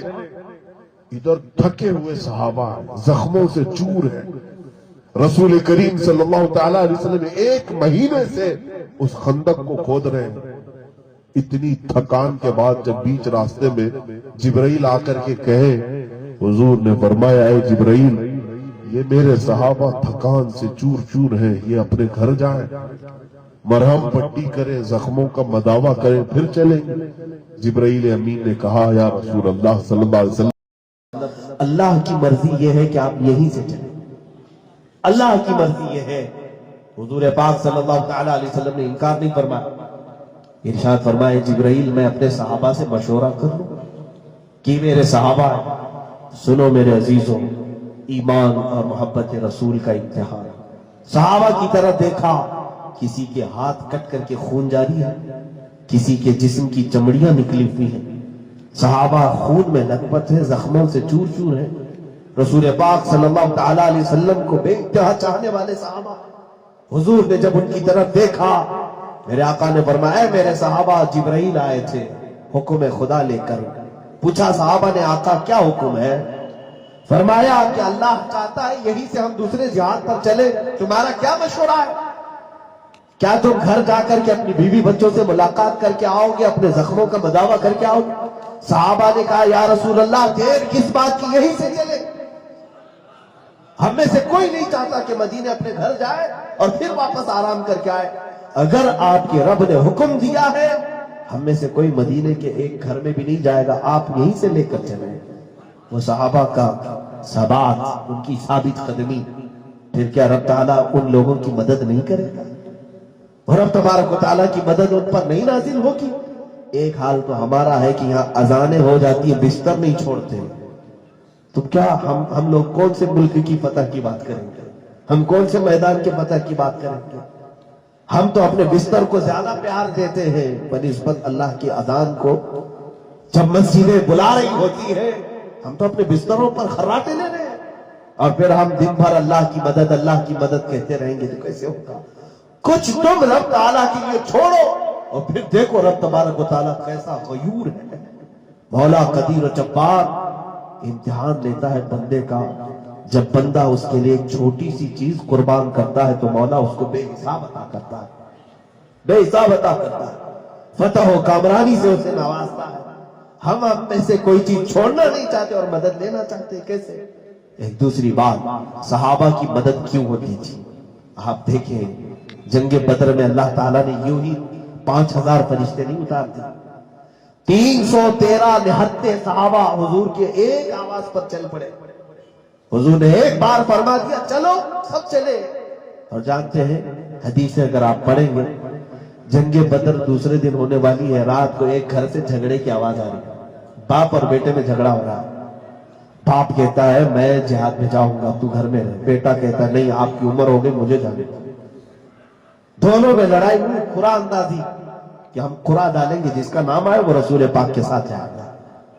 تو قرے میں 3 بار بھی بیٹے کا ہی نام نکلا تو باپ رونے لگے, رو رو کر کے کیا کہتے ہیں رات کے وقت, اے رب ذوالجلال میرے بڑھاپے نے مجھے رسول کے ساتھ جانے سے روک لیا. ایسا بڑھاپا کیوں دے دیا, ایسا بڑھاپا کیسے آ گیا مجھ کو؟ میرے آقا صلی اللہ تعالی علیہ وسلم کی ایک آواز پر ہی اپنی جانیں قربان کرنے کے لیے نکلتے تھے. اور پھر بدر کے میدان میں جانتے جب صفیں لگ رہی ہیں صحابہ کی, 2 ننھے سے بچے دوڑتے ہوئے آئے حضور کے پاس, کہا ہمیں بھی شامل کریں. حضور نے فرمایا نہیں, جہاد تم پر نہیں ہے. 11 سال اور 13 سال کی عمر ہے. 11 سال اور 13 سال کی عمر کے بچوں میں یہ کس نے ڈالا تھا کہ نبی کے لیے سب چھوڑ کر کے نکلو, ساری خواہشات کو ختم کرو؟ ان بچوں نے حضور سے مؤدبانہ بار بار اصرار کیا. حضور نے فرمایا جاؤ تم بھی صفوں میں کھڑے ہو جاؤ, دیکھا جائے گا اگر تمہارا کندھا میرے صحابہ کے کندھوں سے لگ جاتا ہے تو تمہیں بھی اجازت ہوگی. یہ چھوٹی عمر کے اور بڑے بڑے صحابہ تھے, کہاں کندھا لگتا. ان بچوں نے پیروں کو اٹھا دیا. ایک بچے نے دوڑ کر پتھر لایا اور اس پر کھڑے ہو کر کے اپنے پنجوں کو اونچا کیا حضور پاک یہ سارا عمل دیکھ رہے تھے. جب ان بچوں نے دیکھا کہ پتھر رکھ کر پیر اٹھانے سے، پنجوں کے بل کھڑے ہونے سے صحابہ کے شانے سے شانہ ملا تو جانے کا بہانہ بھی نہیں کیا. میرے آقا نے فرمایا ان کا اتنا جذبہ ہے تو شامل کرو. ویسے تو بچوں پر نہیں ہے کہ وہ جہاد میں جائیں. حضور اکرم صلی اللہ علیہ وسلم نے شامل کیا. حضرت عبد الرحمن بن عوف رضی اللہ تعالیٰ عنہ ایک صحابی فرماتے ہیں یہ رمضان کا مہینہ تھا، 17 رمضان، جس میں یہ بدر کی لڑائی ہوئی. میاں اگر رمضان کے دوپہر کے وقت اگر آپ کو کہہ دیا جائے کہ جاؤ ایک مٹکا پانی لے آؤ، ہاتھ نہیں برداشت کر پائیں گے. میں روزے سے ہوں، پیٹ پیٹ سے لگ رہا ہے، کہاں ابھی کام کا آرڈر دے رہے ہیں. وہ تو صحابہ تلواریں لے کر رمضان کے ماحول میں حضور صلی اللہ علیہ وسلم کی رضا کے لیے نکل پڑے ہیں میدان. میں یہ کہہ رہا ہوں میرے عزیزوں کتنا فرق ہے. اللہ کی مدد ان کے ساتھ کیسے آئی اور ہمارے ساتھ کیوں نہیں آ رہی. وہ دو بچے عبد الرحمن بن عوف کہتے ہیں ان کے پاس آئے اور پوچھنے لگے چچا ابو جہل کس کو کہتے ہیں، کون ہے وہ؟ عبد الرحمن بن عوف نے کہا بیٹا تم کیا کرو گے، وہ سردار قریش ہے، وہ مکہ والوں کا بڑا سردار ہے. ان دونوں بچوں نے کہا ہم نے دیکھا تو نہیں لیکن سنا ہے ہمارے آقا کو گالیاں دیتا ہے، سنا ہے ہمارے نبی کی توہین کرتا ہے. حضرت عبد الرحمن بن عوف کہتے ہیں بچوں کا یہ جذبہ دیکھ کر مجھے مسکراہٹ آ گئی. کہا کہ بیٹا وہ بڑا آدمی ہے، پہلوان ہے، ہمارے صحابہ میں جو پہلوان ہے اس سے مقابلہ کریں گے. اسی بات چیت کے دوران ابو جہل سامنے سے ہی جا رہا تھا گھوڑے پر بیٹھ کر. عبد الرحمن بن عوف رضی اللہ تعالیٰ عنہ فرماتے میں نے بچوں کو دکھایا تم جس کا سوال کر رہے وہ دیکھو وہ بدبخت، وہ دشمن رسول جا رہا. ابھی ان کی بات مکمل نہ ہونے کو تھی کہ یہ دونوں بچے چیل کی طرح جھپٹ کر ادھر چل پڑے. ابو جہل کے وہم و گمان میں بھی نہیں تھا کہ کوئی بچے اس کے ساتھ کچھ کر سکیں گے. یہ دونوں ننھے بچے، ایک نے گھوڑے کی ٹانگ پر تلوار ماری وہ زمین پر آ گیا، دوسرے نے اس کے سینے پر بیٹھ کر گردن الگ کر پوری دنیا کو بتایا اوروں نے کافروں کو مارا ہوگا لیکن ان بچوں نے کفر کو ہی مار دیا تھا. اب یہاں پر بات آتی ہے کس چیز کی. دیکھیں آپ کیا کفار و مشرکین ان کے سردار کے مر جانے کے بعد ان بچوں کو چھوڑ دینے والے تھے؟ کیا ان کو انجام کی خبر نہیں تھی کہ ہمارے ساتھ کیا ہونے والا ہے؟ آج یہی سب کہتے ہیں نا کہ ارے کچھ بولو تو یہ سب پکڑ کے لے جائیں گے. وہ تو ان کی عادت ہی ہے کہ اگر تم دیکھ رہے ہو ایک طرف فرعون ہے ایک طرف نمرود ہے تو کیا تم خدا کی عبادت بھی چھوڑ دو گے، سجدہ کرنا چھوڑ دو گے؟ تمہیں معلوم ہے میرے سجدے کے بعد میں جیل جاؤں گا، تبھی تم سجدہ کر کے ایمان والے رہو گے نہ کہ سر اٹھا کر کے ایمان والے رہو گے. میرے عزیزوں ان دو بچوں کو کیا مکہ والوں نے چھوڑ دیا؟ جب مکہ والوں میں یہ خبر پھیل گئی کہ ایک کسان کے دو بچوں نے ہمارے سردار کو مار ڈالا ہے، ایک جتھا جٹ پورا ان کے اوپر حملہ آور ہوا یہ دو بچوں کے اوپر. اس میں سے حضرت معاذ رضی اللہ تعالیٰ جن کی عمر 13 سال کی، ایک ظالم کافر نے تلوار ایسے ماری کہ ان کے سیدھے ہاتھ کا مونڈھا یعنی کندھے پر تلوار پڑی تو ہاتھ کٹ گیا، لیکن پورا نہیں کٹا، بغل کی چمڑی سے ہاتھ لٹک گیا، ایسے لٹکا کہ وہ ہاتھ ایسے جھولنے لگ گیا. میں کبھی کبھار سوچتا ہوں کہ ہماری ہڈی کریک ہو جائے تو پورا اوپر سے نیچے ہو جاتی ہے.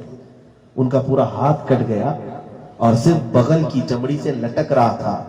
اس شہزادے نے اس ماحول میں بھی تلوار نہیں چھوڑی، اپنے بائیں ہاتھ میں اٹھا لیا، کہا میں میدان جہاد سے بھاگنے والوں میں سے نہیں، آؤ میرا مقابلہ کرو. صحابہ کہتے ہیں اس بچے کے جذبے نے ہم سب کو جوان کر دیا تھا. اور وہ جب میدان میں بیچ میں آیا تو ایک اور منظر ہم نے دیکھا. صحابہ فرماتے ہیں کہ بائیں ہاتھ سے مقابلہ کرنے والا یہ شہزادہ، کفار سامنے آتے جا رہے تھے اور یہ ہاتھ لٹک لٹک کر سامنے آ جاتا تھا، کٹا ہوا ہاتھ.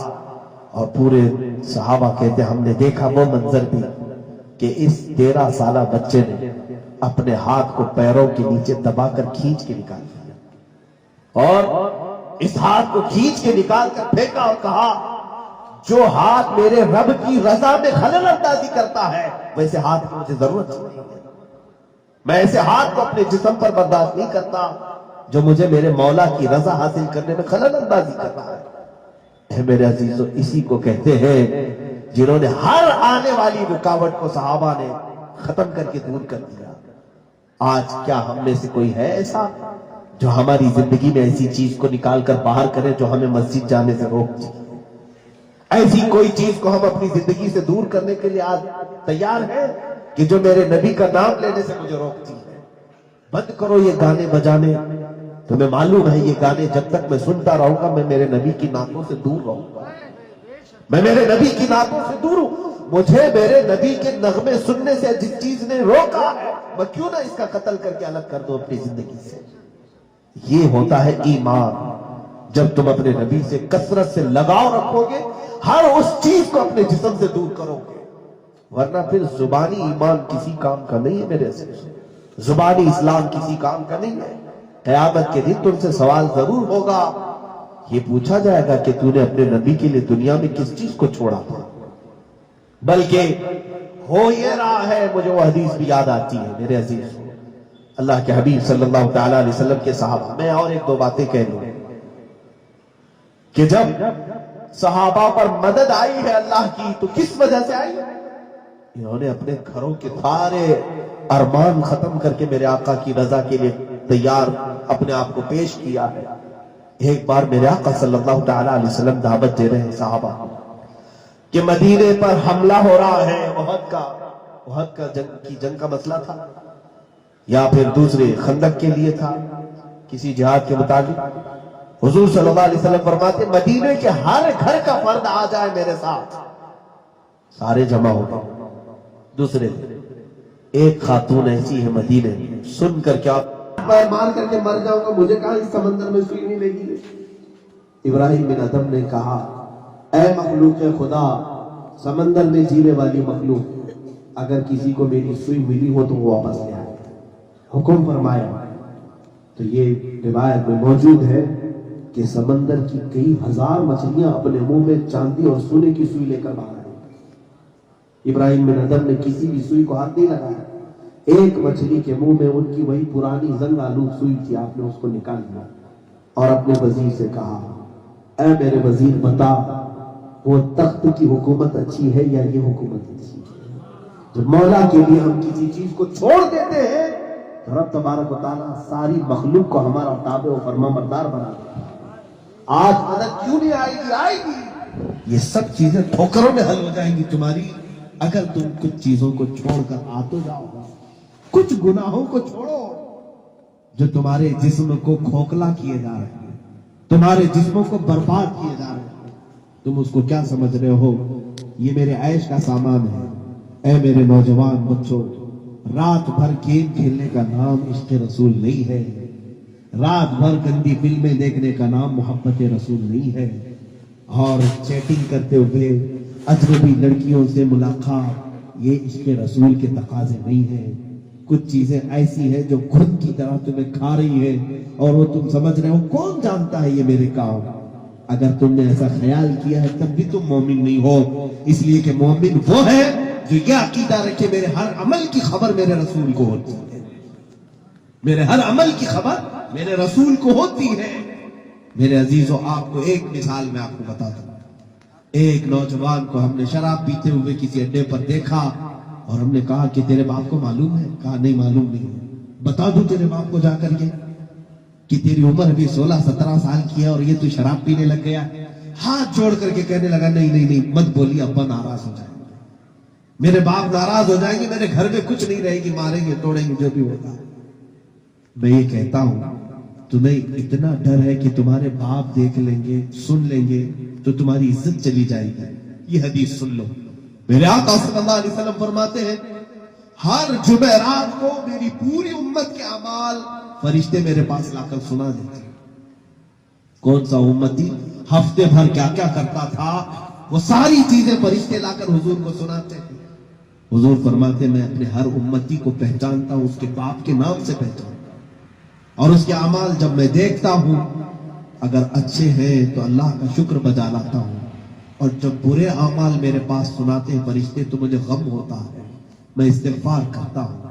اے مسلمانوں آج کبھی یہ جمعرات آئے تو کیا کسی کے دل میں یہ خیال آتا ہے کہ آج میرا سارا کچا چٹا فرشتے میرے نبی کو سنانے والے؟ تمہارا دل دہل جائے گا. میرے رسول کے پاس جب میری خبریں جائیں گی تو فرشتے یہ بھی کہیں گے کہ آقا آپ کا فلاں غلام رات کے وقت بے حیائی کر رہا تھا. یا رسول اللہ آپ کا وہ غلام جس نے آپ کے نام پر نام رکھا ہے وہ عورتوں کو چھیڑ چھاڑ کر رہا تھا اور نگاہوں کی بد نگاہی کر رہا تھا، بے حیائی کر رہا تھا. جب فرشتے ہمارا نام لے کر حضور کو سنا رہے ہوں گے میرے عزیزوں پھر ہماری کون سی عزت رہ جائے گی؟ کیا ہم قبر میں میرے آقا صلی اللہ علیہ وسلم کو منہ دکھانے کے قابل رہیں گے؟ یہی تمام چیزیں میری گفتگو کا خلاصہ ہے. کچھ باتیں میں آپ کو یہ بتانا چاہوں گا. ایک چیز اور، میں نے بزرگوں کی روایات پڑھی ہیں. بزرگوں نے فرمایا ہے کہ آج نہ کل تمہیں موت آنی ہے. یہ سب کو یقین ہے نا. ہماری آنکھیں بند ہوں گی، ہم سب اٹھا کر کے لے جائے جائیں گے. تم بھی قبرستان جا کے آتے رہتے ہو، جنازوں کو کندھے دیتے رہتے ہو، سب کو معلوم ہے. اب قبر میں سارے لوگ ہماری تختیاں بند کر کے جب چلیں گے، وہ اندھیری کوٹری جس میں تم کروٹ بھی نہیں لے پاتے، اتنا چھوٹا سا مکان جہاں ہاتھ بھی نہیں پھیلا پاتے، کیونکہ ہمارے رشتے دار تو ہمیں باندھ کر کے رکھے ہوں گے، وہاں پر باندھ کر پورا کفن میں ڈال کر کے جا رہے ہوں گے. اس وقت یاد رکھو فرشتے آتے ہیں اور تم سے سوال کرتے ہیں تیرا رب کون ہے، تیرا دین کیا ہے. اور تیسرا سوال، حضور وہاں ہوں گے قبر میں. حضور پاک صلی اللہ علیہ وسلم کی طرف دکھا کر کے فرشتے پوچھیں گے اے مرنے والے، اے میت، ان کے بارے میں تو دنیا میں کیا کہتا ہے؟ ہم تو یہی کہتے ہیں نا، یہ میرے آقا ہے، یہ میرے مولا ہے، یہ میرے سردار ہے. ہم تو جواب یہی دیں گے. لیکن بزرگوں نے فرمایا جب تم تیسرا جواب دے رہے ہوں گے حضور کی طرف دیکھ کر کے، حضور پاک صلی اللہ تعالی علیہ وسلم فرمائیں گے خبردار میری طرف چہرہ مت کر، خبردار میری طرف چہرہ مت کرنا، اس لیے کہ دنیا میں تجھے میرا چہرہ پسند نہیں تھا، یہاں کیوں چہرہ میرا دیکھ رہا؟ تو نے میرے چہرے کو پسند کی نگاہ سے دیکھا ہوتا تو اس میں ڈھلنے کی کوشش کرتا. تو ظاہر سی بات ہے آج جس کو فلمی ہیرو اور ہیروئنوں کے سارے اخلاق پسند ہیں تو پھر وہ قبر میں بھی جانے کے وقت اپنے انہی فین، جس کے وہ فین ہیں ان کو ہی بلا لیں کہ آپ ہماری قبر میں آ جائیں. ہاں، حضور صلی اللہ تعالی علیہ وسلم کا جو فین ہوگا وہ اس حال میں جائے گا کہ مجھے کس بات کی پرواہ، میرے آقا تو وہاں آنے والے. عزیزان گرامی وقار، حشر میں کس بات کا خوف ہے؟ گناہ ہزار ہو لیکن ہم نے جینے کی کوشش یہ کی تھی کہ ہمارا ہر عمل نبی کی طرح ہو جائے، نبی کے اخلاق کی طرح ہو جائے، تو پھر ہمارا یہ یقین بھی بڑھ جائے گا کہ آقا ہماری شفاعت بھی کرے. یہی بات تو سرکار مفتی اعظم ہند رضی اللہ تعالیٰ عنہ فرماتے میرے اعمال کا بدلہ تو جہنم ہی تھا، میں تو جاتا میرے سرکار نے جانے دیا. سبحان اللہ. کیوں نہیں جانے دیا؟ اس لیے کہ وہ متقی تھا. مفتی اعظم کسی عام آدمی کا نام نہیں ہے، جو پوری زندگی سنت رسول میں ملبوس شخص کا نام ہے. ان کا کھانا، ان کا پینا، ان کا اٹھنا، ان کا بیٹھنا، ان کا لباس، ان کا چلنا پھرنا، سب کچھ انہوں نے رسول پاک کی زندگی کے مطابق ڈال دیا تھا. اسی لیے تو انہوں نے یقین کے ساتھ کہا میرا کچھ نہیں ہوگا لوگوں قیامت کے دن، کیونکہ میرے آقا نے فرمایا المرء مع من احبا، قیامت کے دن ہر آدمی اسی کے ساتھ ہوگا جس سے محبت کرتا. تم یا جس کے فین ہو انہی کے ساتھ رہو گے قیامت کے دن. جتنے خان پٹھان ہیرو ہیروئنوں کے تم فالوور ہو تو قیامت کے دن یاد رکھ لینا انہی کے مجمع میں تمہیں اللہ اٹھائے گا، اور جہاں وہ جا رہے ہیں حکم ہوگا تم بھی چلے جاؤ. دنیا میں تم انہی کی ہیئر اسٹائل پسند کرتے تھے، انہی کے کپڑے پہنتے تھے، انہی کے سارے اخلاق ڈھالتے تھے، اور وہ لوگ خوش نصیب ہوں گے جو قیامت کے دن پکارے جائیں گے کہاں ہیں وہ لوگ جو میرے نبی کے اخلاق کو اپنایا کرتے. عزیزان گرامی وقار، کل ملا کر کی گئی ہے کہ اگر تم اپنی خواہشات کو میرے نبی کے خواہشات کے مطابق نہیں ڈالو گے، حضور نے تو فرمایا تم مومن ہو ہی نہیں سکتے. لا يؤمن احدكم حتى يكون هواه تبعا لما جئت به. حضور فرماتے ہیں تم میں سے اس وقت تک کوئی مومن نہیں ہو سکتا جب تک اپنی خواہشات کو میری مرضی کے مطابق نہیں ڈال لیتا. آج عہد کے کرو اے نوجوانوں، دنیا ہم سے اتنی جو روٹھی ہوئی ہے، زمین تنگ کر دی گئی ہے، اس کی ایک وجہ یہ ہے کہ ہم سدھرنا نہیں چاہ رہے، ہم بدلنا نہیں چاہ رہے. آج دیکھو اللہ کے عذابات کو ہم اپنی آنکھوں سے دیکھ رہے ہیں، اس کے باوجود بھی اگر تم نہیں بدل رہے تو بہت ڈرنے کی بات ہے، بہت ڈرنے کی بات ہے. کہیں ایسا نہ ہو کہ اللہ تعالی ہمیں عذاب کی زندگی میں ہی خاتمہ نہ کر. کیونکہ کیا یہ عذابات، میں آپ کو قوم لوط کا عذاب نہیں بتا رہا ہوں جو بہت پہلے ہوا تھا کہ لوط علیہ السلام کی قوم پر اللہ نے عذاب نازل کیا، تو آپ یہ کہیں گے بہت پرانی بات بول رہے ہیں مولانا صاحب۔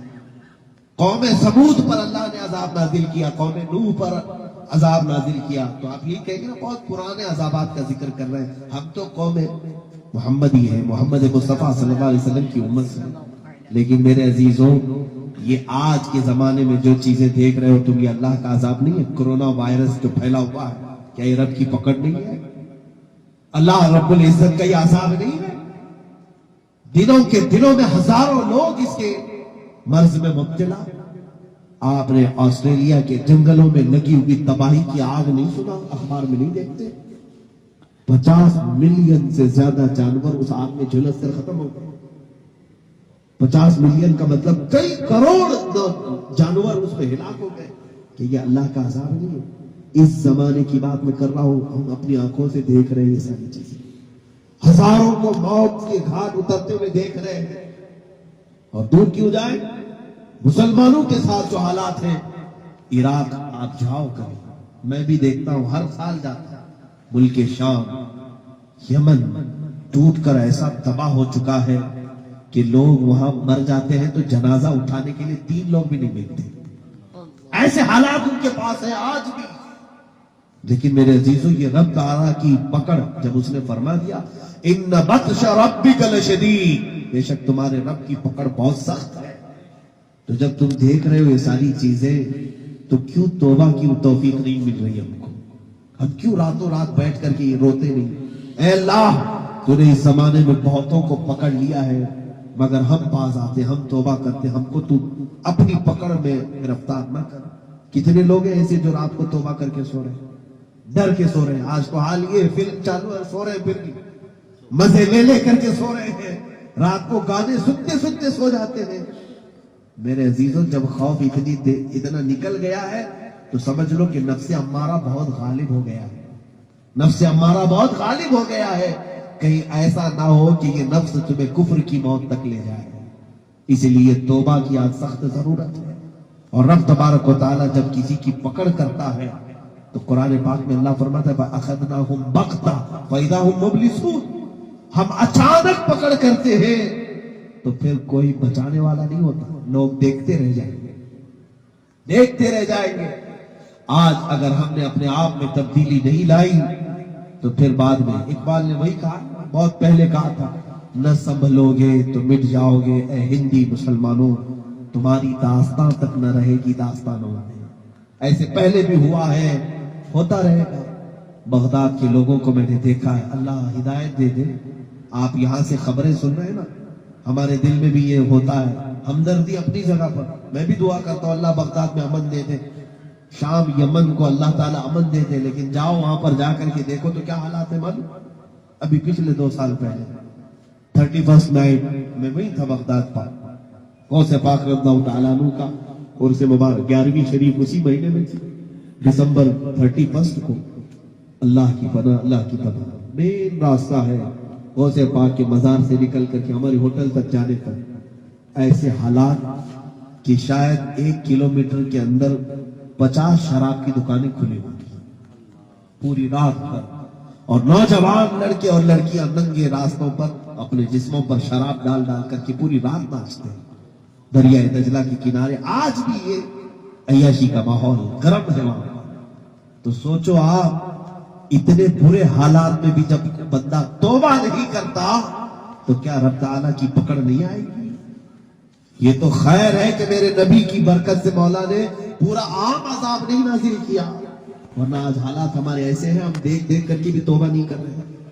آج لوگ ڈرے ہوئے سہمے ہوئے ہیں، کہہ رہے ہندوستان میں ہمارا کیا ہوگا، NRC لا کر کے ہم کو باہر کر دیں گے، CAA لا کر کے ہم کو ڈرا رہے ہیں۔ جب تمہیں معلوم ہو گیا ہے کہ کفار و مشرکین تمہاری تباہی کے سارے منصوبے بنا چکے ہیں، تو پھر باز کیوں نہیں آتے؟ توبہ کر کے وہ ایمان کی قوت پھر کیوں نہیں پیدا کر لیتے؟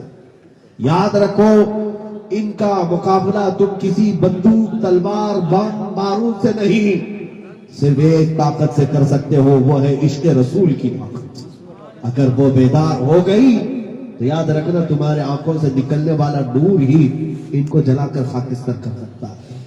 اگر تم نے بیدار کر لیا اس ایمان کو جس ایمان سے ہم دور چل رہے ہیں آج.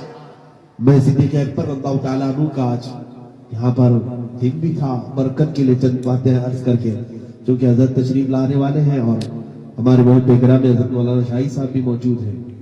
ان کے ہوتے ہوئے مجھے لمبی بات نہیں کرنی چاہیے، مگر گفتگو تھی اس لیے میں گفتگو کرنے کا آج ہو سکتا ہے کہ آپ کو تقریر میری آپ کے ماحول کے مطابق نہیں ہو، جو دھماکے دار ہوتی وہ سب ابھی آپ سنیں گے مولانا شاہی صاحب سے، جو ولولہ انگیز ہو، شعلہ باری ہو، سب سنیں گے آپ. خیر میں تو اتنا عرض کر رہا ہوں کہ صدیق اکبر رضی اللہ تعالیٰ عنہ کی طرف ہم چلتے ہیں. کیا اس امیر المومنین نے اپنی زندگی کو نبی کی زندگی میں ڈھال لیا تھا؟ جو بات میری ہے اسی کو میں کنٹینیو کر رہا ہوں. صدیق اکبر اس امیر المومنین کا نام ہے جنہوں نے اپنی پوری خواہشات کو قتل کر دیا تھا، ختم کر دیا. نہیں، حضور صلی اللہ تعالیٰ علیہ وسلم کی مرضی کے بعد پھر میری اپنی کوئی مرضی نہیں. ایک بار اپنی بیٹی عائشہ صدیقہ رضی اللہ تعالیٰ عنہا کے گھر میں بیٹھے حضور کی وفات کے بعد، جب آپ امیر المومنین تھے، حضرت عائشہ صدیقہ رضی اللہ تعالیٰ عنہا دسترخوان بچھائی کھانے آئے تھے. صدیق اکبر نے کیا سوال کیا؟ اسی بات کو تو میں کہہ رہا ہوں، ایک عاشق رسول کیا پوچھتا ہے؟ کہتے ہیں میری بیٹی عائشہ صدیقہ سے پوچھتے ہیں، ام المومنین تھی نا، وہ تمام مومنوں کی ماں ہے، حضور کی زوجہ محترمہ ہے. پوچھتے ہیں عائشہ حضور صلی اللہ تعالیٰ علیہ وسلم کا دسترخوان کیسا ہوتا تھا؟ تم تو جانتی ہو گھر وہ دسترخوان کیسا ہوتا تھا. ماں عائشہ صدیقہ کہتی اپنے باپ سے، صدیق اکبر سے، کہ اکثر تو دسترخوان ہمارے گھر میں بچھتا ہی نہیں تھا، اکثر تو دسترخوان ہوتا ہی نہیں تھا کہ 3 دن تک تو چولہے نہیں جلتے تھے. اور ماں عائشہ صدیقہ فرماتی ہے پوری زندگی میں رسول کریم صلی اللہ علیہ وسلم نے ایک دسترخوان پر 2 سالن کبھی نہیں آئے، ایک دسترخوان پر 2 سالن کبھی نہیں آئے. حضرت ابو بکر صدیق روتے ہوئے اٹھ کھڑے ہو گئے. ہاں، جس رسول کو اللہ نے مالک جنت بنایا، اس رسول نے دنیا سے اتنی دوری اختیار کی تھی، تو آج ماں اور شما کو کس طرح سے زندگی گزارنا چاہیے؟ میرے عزیزوں، میں یہاں کھانے پینے پر تمہاری پابندی نہیں لگا رہا، کھاؤ، تم مزے سے کھاؤ، اچھی غذائیں کھاؤ، لیکن اس پر جو ہم نے گناہوں کو مسلط کر رکھا ہے یہ ہمارے لیے سخت بات ہے. نعرہ تکبیر، نعرہ رسالت، علماء اہل سنت، نبی رائے اعلی حضرت، نعرہ تکبیر، نعرہ تکبیر، نعرہ رسالت، نعرہ غوث، مسلک اعلی حضرت، شہزادہ اعلی حضرت، نعرہ تکبیر، نعرہ رسالت، شہزادہ اعلی حضرت، نعرہ تکبیر، مسلک اعلی حضرت، نعرہ تکبیر، نعرہ رسالت. عشق و محبت، عشق و محبت، عشق و محبت، عشق و محبت، فیض کا دریا، نور کا دریا.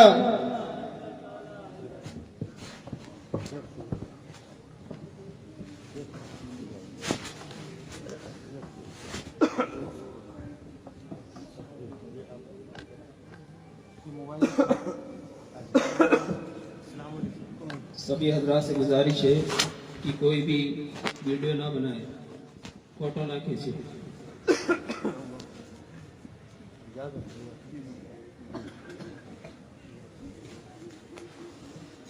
درود پاک پڑھیں. اللہم صلی وسلم علی سیدنا محمد وعلی آلہ واصحابہ وبارک وسلم صلاۃ دائمۃ سرمدا ابدا. عزیزان گرامی، میری گفتگو کا خلاصہ اب میں اختتام تک لے جانا چاہتا ہوں. آپ دیکھ رہے ہیں ہمارے درمیان خاندان اعلیٰ حضرت کی آبرو یہاں پر موجود ہے.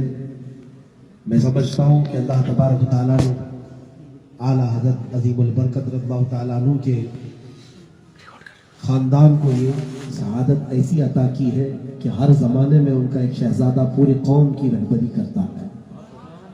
اور آج ہمارے لیے حضور علامہ ارسلان میاں صاحب قبلہ ادام اللہ اقبال ہو، اللہ ان کے چہرے میں اتنی تاثیر عطا کرے کہ لوگ دیکھ کر کے ہی توبہ کرتے ہیں، جو سرکار مفتی اعظم ہند رضی اللہ تعالیٰ عنہ کی خصوصیت تھی۔ اب میری یہاں پر گفتگو کرنے کی مجال بھی نہیں ہے، مجھے اب وہ اسی میں ختم کر لینا چاہیے، حائل نہیں ہونا چاہیے۔ بات امیر المومنین صدیق اکبر رضی اللہ تعالیٰ عنہ کی ہے۔ میں حضرت کی اجازت سے دو چند باتیں عرض کر کے رخصت ہو جاؤں۔ میں گفتگو کا محور جس چیز کو بنایا ہوں وہ یہ ہے کہ جب تک بندہ اپنی ساری خواہشات کو میرے آقا صلی اللہ علیہ وسلم کی مرضی کے مطابق نہیں بناتا، حضور پاک فرماتے ہیں لا یؤمن احدکم حتی یکون ہواہ تبعا لما جئت بہ، یعنی جب تک تم اپنی پوری خواہشات کو میری مرضی کے مطابق نہیں بناتے مومن کامل نہیں ہو سکتے۔ سیدنا ابو بکر صدیق رضی اللہ تعالیٰ عنہ کا حال یہ ہے کہ آپ خلیفۃ المسلمین ہیں، امیر المومنین ہیں، اور خلافت کے کاموں کا بوجھ اتنا تھا کہ ساتھ میں دن میں کام بھی کرتے تھے۔ سارے صحابہ نے مل کر کے یہ فیصلہ کیا کہ امیر المومنین صدیق اکبر رضی اللہ تعالیٰ عنہ کا بیت المال سے کچھ وظیفہ جاری ہو جائے، کچھ وظیفہ جاری کر دیا جائے۔ تو ماہانہ آپ کو کچھ وظیفہ سارے لوگوں نے مل کر کے منتخب کیا اور دینے لگے، اور وہ وظیفہ کتنا تھا؟ کچھ درہم تھے، جس سے صرف آپ کے گھر کے کھانے پینے کے اخراجات ہو جاتے تھے، اس کے علاوہ ایسا نہیں کہ بلڈنگ بھی بن جائے، پراپرٹی بھی خرید لیں، نہیں، اتنی کہ آپ کے گھر کے کھانے پینے کے اخراجات۔ اس کے باوجود خشکی ایسی تھی کہ ہمیشہ سوکھی روٹی کھا لیتے ہیں۔ ایک دن آپ کی اہلیہ محترمہ نے کہا کہ آپ خلافت کے اتنے سارے کاموں میں مصروف رہتے ہیں، کبھی کوئی نرم غذا بھی کھا لیا کرے، کبھی کوئی تر غذا کھا لے۔ پوچھا کیا کھاؤں؟ کہا شہد اور گھی کبھی استعمال کر لیں، دماغ کو تقویت اور ٹھنڈک رکھی۔ تو صدیق اکبر نے کیا جواب دیا جانتے اپنی اہلیہ سے کہ اے میری رفیقہ حیات، میرے پاس اتنا مال کہاں ہے کہ میں شہد اور گھی خرید لوں، میرے پاس اتنے پیسے کہاں ہیں؟ جو کئی سلطنتوں کا اس وقت امیر تھا وہ یہ کہتے ہیں کہ میرے پاس گھی اور شہد خریدنے کے پیسے نہیں۔ ان کی اہلیہ محترمہ نے کہا آپ نہ گھبرائیں، میرے پاس کچھ پیسے ہیں، میں جمع کر چکی ہوں، وہ دیتی ہوں، آپ خرید کر کے لائیں۔ کہا تمہارے پاس کیسے پیسے آئے؟ کہا روزانہ جو آپ خرچے کے لیے دیتے ہیں اس میں سے تھوڑا تھوڑا بچا کر کے رکھ لیتی تھی۔ عورتوں کی اس طرح عادت ہوتی ہے، کچن کو جو استعمال کرنے کے لیے پیسے ملے ہوتے ہیں اس میں تھوڑا تھوڑا بچا لیتی ہے۔ وہ یہی کہتی ہے کہ برے وقت پر یہ کام آ جاتے ہیں، لیکن وہ پوٹلی بہت مضبوط ہوتی ہے، ان کی محفوظ بھی ہوتی ہے۔ امیر المومنین سیدنا ابو بکر صدیق رضی اللہ تعالیٰ عنہ نے فرمایا لاؤ وہ پیسے کہاں ہیں؟ ان کی اہلیہ محترمہ ایک پوٹلی میں جو چند سکے تھے رہے ہوں گے اس زمانے کے، چند درہم جو جمع ہوئے تھے وہ لا کر دیا۔ کہا لے دیں، اس سے آپ بازار سے شہد بھی خرید لیں اور گھی بھی خرید لیں، آ جائے گا اس میں۔ حضرت ابو بکر صدیق رضی اللہ تعالیٰ عنہ نے وہ درہموں کی پوٹلی اٹھائی اور لے جا کر کے سیدھے بیت المال میں جمع کر دی، اور صحابہ کو بلا کر کے کہا آج کے بعد سے میری وظیفے کی اور میرے تنخواہ کی جو مقدار ہے وہ کم کر دی جائے جو مجھے ماہانہ دے رہے ہیں۔ صحابہ نے کہا کیوں؟ کہا اس لیے کہ میرے گھر میں ضرورت سے زیادہ مال آ رہا ہے، میری بیوی جب بچا کر رکھ رہی ہے اس کا مطلب ہے ضرورت سے زیادہ ہے۔ جنہوں نے اپنی ساری خواہشات کو ختم کر دیا تھا، عزیزان گرامی، انہی کو مومن کامل بھی قرآن نے کہا ہے۔ وہ ایمان والے ہیں جن کی مدد اللہ تعالیٰ نازل فرماتا رہتا ہے۔ اور اخلاق رسول صلی اللہ تعالیٰ علیہ وسلم کی بات اگر میں بتاؤں، صدیق اکبر رضی اللہ تعالیٰ عنہ اس کمال کو پہنچے ہوئے تھے کہ جب حضرت عمر فاروق رضی اللہ تعالیٰ عنہ دوسرے خلیفہ حضرت ابو بکر صدیق کے 2.5 سال کی خلافت کے بعد امیر المومنین عمر ابن خطاب رضی اللہ تعالیٰ عنہ بیٹھے تو سارے لوگوں کو جمع کیا اور کہا اے لوگوں، میں چاہتا ہوں کہ اپنی خلافت کو ویسی ہی قائم رکھوں جیسے مجھ سے پیشتر حضرت ابو بکر صدیق نے قائم رکھا تھا۔ میں چاہتا ہوں کہ رسول پاک صلی اللہ علیہ وسلم کی مرضی کے مطابق ہی میں یہاں کے خلافت کے سارے امور انجام دوں۔ اے لوگوں، اگر تم ایسا کوئی کام جانتے ہو جو ابو بکر صدیق کرتے تھے اور میں نہیں کر رہا ہوں تو مجھے اس کی اطلاع دینا۔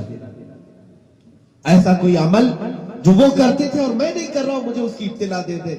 ایک صحابی کھڑے ہوئے اور انہوں نے کہا امیر المومنین عمر ابن خطاب رضی اللہ تعالیٰ عنہ سے کہا امیر المومنین آپ سارے کام تو ویسے ہی کر رہے ہیں جیسے صدیق اکبر کرتے تھے، مدد بھی ویسی ہی، لوگوں سے بات چیت بھی ویسی ہی، فیصلے بھی ویسی ہی، لیکن ایک کام آپ نہیں کر رہے جو ابو بکر صدیق کرتے تھے۔ کہا وہ کون سا کام؟ کہا میں دیکھتا تھا ابو بکر صدیق رضی اللہ تعالیٰ عنہ اپنی خلافت کے زمانے میں روزانہ اپنے گھر سے ایک توشہ دان لیتے، اس میں کچھ کھانا وغیرہ رکھ کر کے وہ جنگل کی طرف چلے جاتے، پتہ نہیں کسی کو کھلا کے آتے تھے، کسی کو کھلا کر کے آتے تھے، یہ تو معلوم نہیں کس کو کھلاتے تھے، لیکن روزانہ وہ جاتے تھے جنگل کی طرف۔ حضرت عمر فاروق نے کہا آج ہی سے میں اس کام کو شروع کروں گا، اس لیے کہ میرا پورا مشن یہی ہے کہ میں خلافت کو ویسے ہی چلاؤں گا جیسے رسول پاک کی مرضی تھی اور حضرت ابو بکر نے کر کے دکھایا ہے۔ اپنے گھر گئے تو شادان لیا، کچھ سالن اور روٹیاں لے لی، لے کر کے آپ بھی اسی طرف چلے پڑے جہاں اس صحابی نے اشارہ کیا تھا، جنگل میں چلے گئے۔ وہاں جانے کے بعد ڈھونڈتے رہے کس کو کھلاتے تھے، کیا معلوم پرندوں کو کھلاتے کہ جانوروں کو کھلاتے یا کسی فقیر کو کھلاتے، یہ تو پتہ نہیں تھا۔ آپ حضرت عمر فاروق رضی اللہ تعالیٰ عنہ ڈھونڈتے رہے اس ماحول میں۔ شام کا وقت قریب آ گیا تھا، ایک چھوٹے سے پہاڑ کی ٹیلے کے پاس سے آپ کا گزر ہونے لگا تو کسی ایک انسان کی آواز آنے لگی جو اللہ اللہ اللہ کہہ رہا تھا۔ تو آپ رک گئے، کہا دیکھو تو یہ آواز کہاں سے آ رہی ہے۔ جا کر کے دیکھا تو ایک چھوٹے سے غار میں ایک معذور آدمی پڑا ہوا ہے جس کے پیر بھی کٹے ہیں اور ہاتھ بھی کٹا ہوا ہے، دونوں ہاتھ کٹے ہیں، صرف دھڑ ہے اس کا، اور آنکھوں سے اندھا بھی، نابینا ہے۔ اب وہ اتنا سا آدمی دیکھا حضرت عمر فاروق نے تو محسوس کر لیا وقت کے خلیفہ ابو بکر صدیق اسی کو کھلاتے رہتے ہیں، اس کے پاس آتے رہے ہوں گے۔ آپ آ گئے، اس اندھے اور اس معذور آدمی سے کچھ نہیں کہا، اس غار میں بیٹھ کر کے اپنا توشہ دان کھولا، روٹی کو بھگویا سالن میں اور اس اندھے کے منہ میں ڈالا۔ روٹی کا ایک لقمہ پہنچتے ہی وہ اندھا چیخ پڑا، اے آنے والے کیا ابو بکر کا انتقال ہو گیا؟ اے آنے والے کیا ابو بکر کا انتقال ہو گیا؟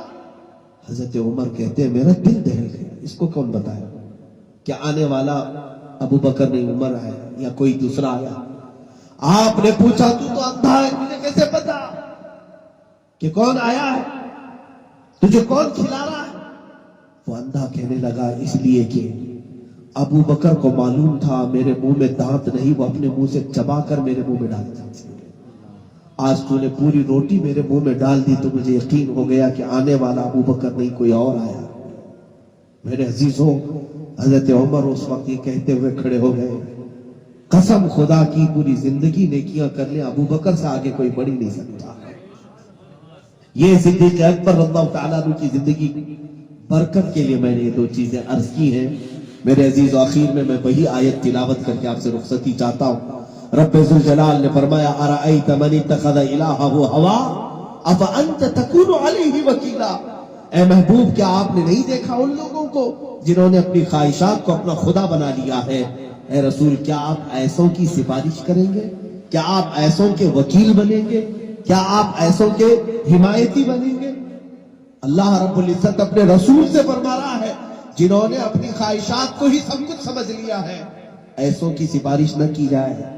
آج اگر ہم میں سے کوئی یہ سمجھتا ہے میرا دل جو چاہے میں کر لوں گا، تو پھر یاد رکھنا قیامت میں تمہاری خواہشات تمہیں جہنم تک لے جا سکتی ہیں۔ اگر تم چاہتے ہو نبی کی شفاعت اور سفارش تمہیں ملے تو کچھ خواہشات کو تم قربان ضرور کرو، کچھ چیزوں کو چھوڑو۔ یہ جو بری عادتیں ہم نے سنتوں کے خلاف اپنائے رکھے ہیں، میں نوجوانوں سے کہوں گا اٹھو اور بدل ڈالو اپنے آپ کو، کہ کتنا زمانہ ہمیں تانے دے گا، کتنا کوسے گا۔ مجھے آخر تو رہنا ہے میرے نبی کے ساتھ جنت میں، مجھے منہ دکھانا ہے میرے آقا کو۔ میں ان چار لوگوں کو کیا جواب دینے والا ہوں جو آج دوست ہیں اور کل دشمن ہونے والے ہیں؟ آج میں زندہ ہوں تو میرے پاس مال ہے تو آگے پیچھے گھوم رہے ہیں، جہاں مجھ سے مال چھوٹا یہ دوست بھی چھوٹ جاتے ہیں، جہاں میری روح نکلی یہ مجھے تو قبر میں دبا کر کے چلے آتے ہیں۔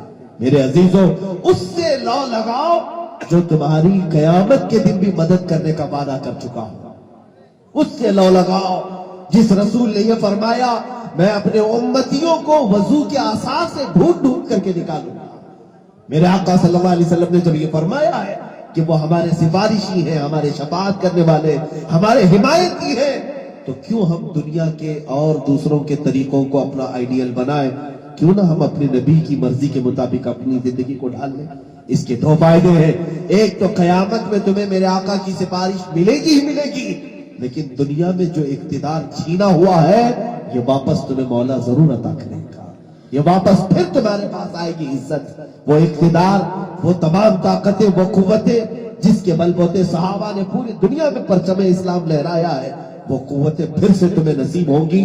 شرط یہی ہے اٹھو، اپنے آپ کو بدلو، تبدیل کرو، قوت عشق سے ہر پست کو والا کر دے، دہر میں نام محمد سے اجالا کر دے۔ اسی کو کہا ہے اقبال نے کہ محمد سے وفا تو نے تو ہم تیرے ہیں، یہ جہاں چیز ہے کیا لوح و قلم تیرے۔ فضل ربی سے مردوں کو زندہ کیا، ایک عجوبہ زمانے کو دکھلا دیا، ایک عجوبہ زمانے کو دکھلا دیا۔ آج بھی لوگ کہتے ہیں صدمہ، آج بھی لوگ کہتے ہیں صدمہ غوث اعظم امام تو بنو کا، غوث اعظم امام تو بنو کا، جلوہ شان قدرت لاکھوں سلام مصطفیٰ جان، رحمت تیرا کو سلام مصطفیٰ جان، رحمت تیرا کو سلام، شمع بز میں ہدایت تیرا کو سلام، شمع بز میں ہدایت تیرا کو سلام۔ ہند میں بے مثالی ہے وہ آستان،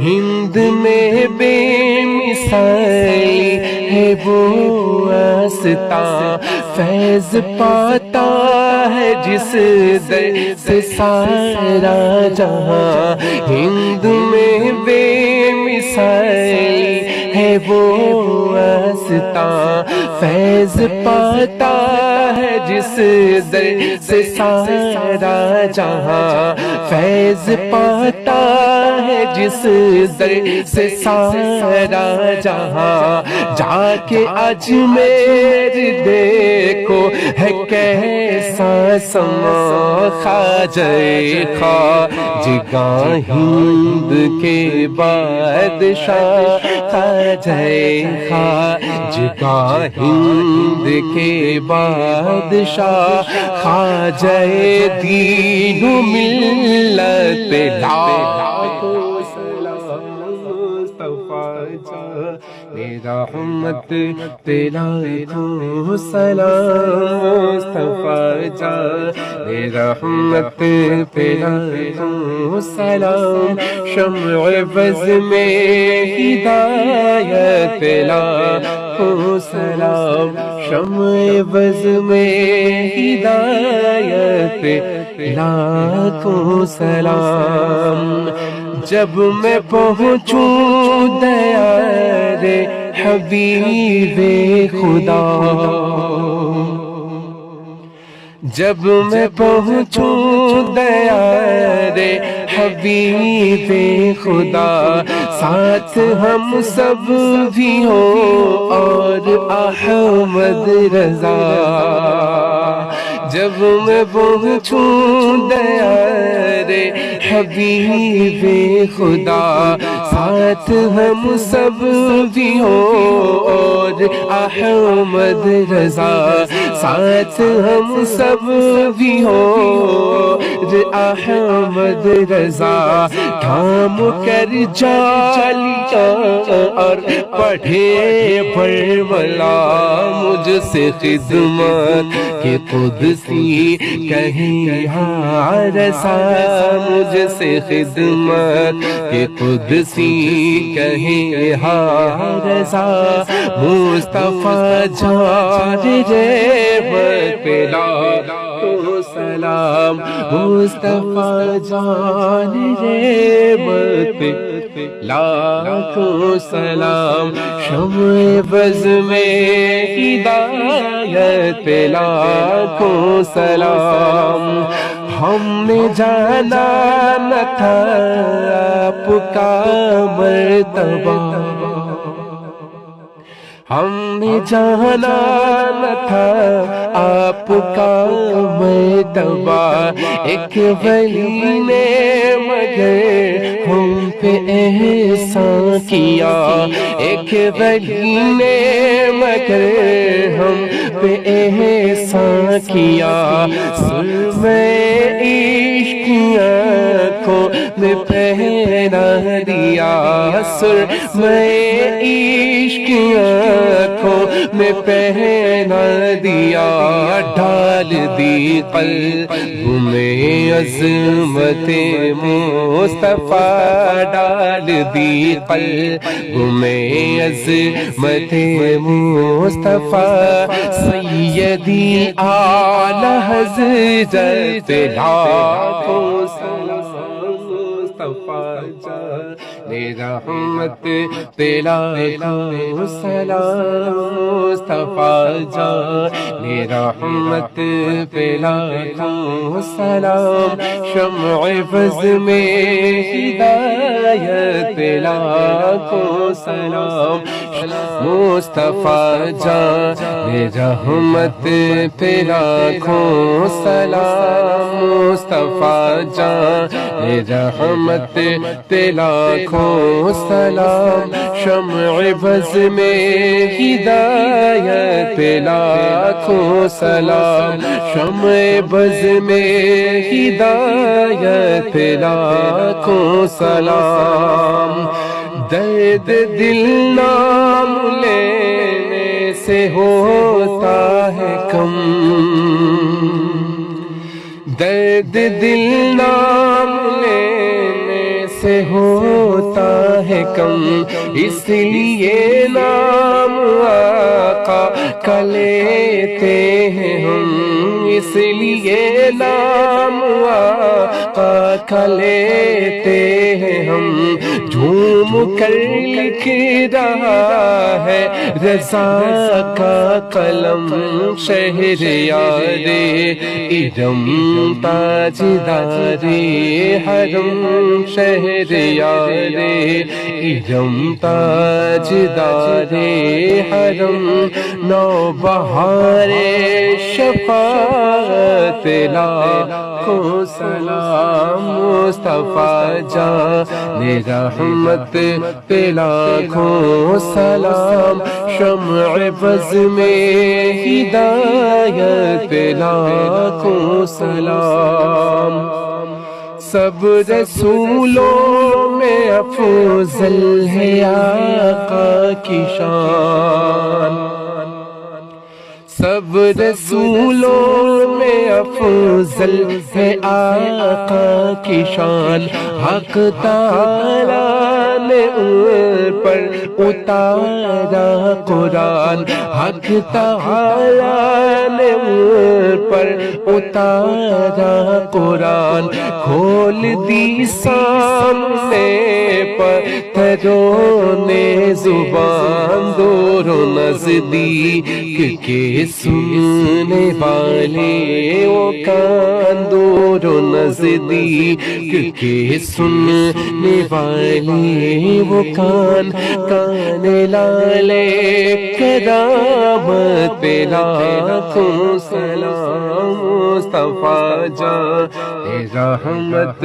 پہ لاکھوں سلام مصطفیٰ جان رحمت لاکھوں سلام شمع فض میں ہدایت لاکھوں سلام شمع فض میں ہدایت لاکھوں سلام نور افشا ہوا جب وہ فتح کا چاند دیکھ لے آئے سب جوئے زیبا کا چاند نور افشا ہوا جب وہ فتح کا چاند دیکھ لے آئے سب جوئے زیبا کا چاند آسماں پر پڑا ماند دنیا کا چاند آسماں پر پڑا ماند دنیا کا چاند سہانی گھڑی چمکا طیبہ کا چاند سہانی گھڑی چمکا طیبہ کا چاند اس دل افروز ساغت لاکھوں رحمت لاکھوں سلام مصطفیٰ جان رحمت لاکھوں سلام شمع فض میں ہدایت لاکھوں سلام شمع فض میں ہدایت لاکھوں سلام جن کی ماں فاطمہ اور نانا رسول جن کی ماں فاطمہ اور نانا رسول مرحبا مرحبا ابو آل رسول مرحبا مرحبا ابو آل رسول کتنی پاکیزہ ہے ان کے قدموں کی دھول کتنی پاکیزہ ہے ان کے قدموں کی دھول کتنے مہکے ہوئے ہیں مدینے کے پھول کتنے مہکے ہوئے ہیں مدینے کے پھول کربلا تیری قسمت پہ لاکھوں رحمت لاکھوں سلام مصطفیٰ جان رحمت لاکھوں سلام شمع فض میں ہدایت لاکھوں سلام شمع فض میں ہدایت لاکھوں سلام فضل ربی سے مردوں کو زندہ کیا فضل ربی سے مردوں کو زندہ کیا ایک عجوبہ زمانے کو دکھلا دیا ایک عجوبہ زمانے کو دکھلا دیا آج بھی لوگ کہتے ہیں صدمہ ہوا آج بھی لوگ کہتے ہیں صدمہ ہوا غوث اعظم امام کا بنو کا غوث اعظم امام کا بنو کا جلوہ شان قدرت لاکھوں سلام مصطفیٰ جان رحمت لاکھوں سلام مصطفیٰ جان رحمت لاکھوں سلام شمع فض میں ہدایت لاکھوں سلام شمع فض میں ہدایت لاکھوں سلام ہند میں بے مثال ہے وہ آستان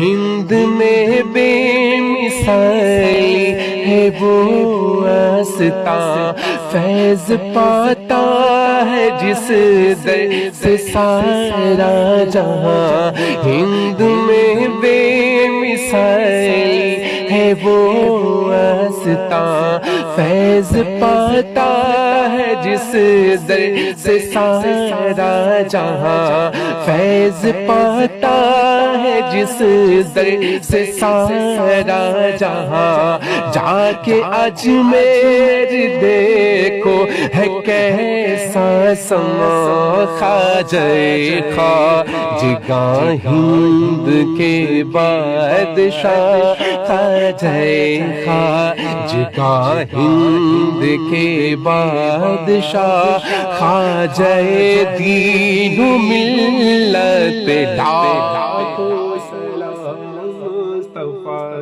جان، میرا رحمت تیرا لاکھوں سلام مصطفیٰ جان، میرا رحمت تیرا لاکھوں سلام، شمع بز میں ہدایت لاکھوں سلام، شمع بز میں ہدایت لاکھوں سلام، جب میں پہنچوں دیار حبیب خدا،